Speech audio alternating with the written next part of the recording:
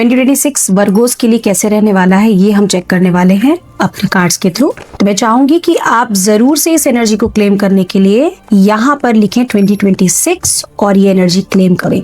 तो चलिए देखते हैं 2026 में वर्गोस के लिए ये साल कैसा दिखा रहा है, स्पेशली जनवरी के लिए।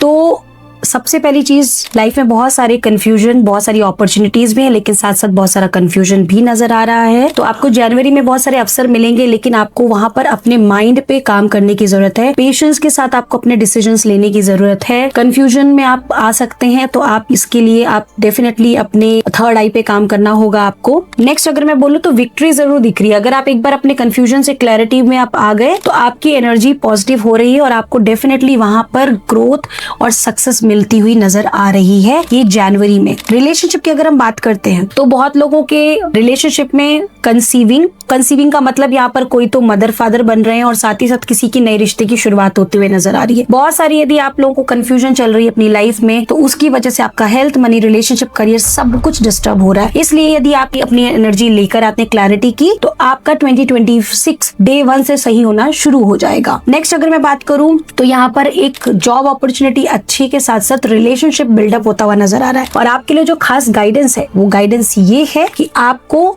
बहुत ही सोच समझ करके अपनी लाइफ में स्टेप लेने हैं। जो भी चीजें आपने पिछले कुछ सालों में की हैं, उन चीजों से जो भी कुछ आपने सीखा है उसे आपको फॉलो ढंग से करना है। नंबर 2 जो आपको मेजरली ध्यान रखना है वो सिर्फ इतना कि आप बैलेंस पर्सपेक्टिव से काम करेंगे। अगर आप किसी भी चीज के लिए इन्वेस्टमेंट कर रहे हैं, टाइम, मनी, एनर्जी, तो आपको ये ध्यान रखना है कि ग्रोथ के साथ साथ फेलियर भी आ सकते हैं। तो आपको अपने एक्सेप्टेंस मोड पे रहना बहुत ज्यादा जरूरी है। बैलेंस पर्सपेक्टिव जब आप रख रहे हैं तब जाकर कहीं आपकी लाइफ में आप ग्रोथ देख पाएंगे अपने भी, चाहे वो आपकी हेल्थ हो, मनी हो, रिलेशनशिप हो या करियर हो। नेक्स्ट अगर मैं बोलूं, अगर आप ऐसा कर रहे हैं तो ये 2026 आपका साल है। एंजॉय कीजिए।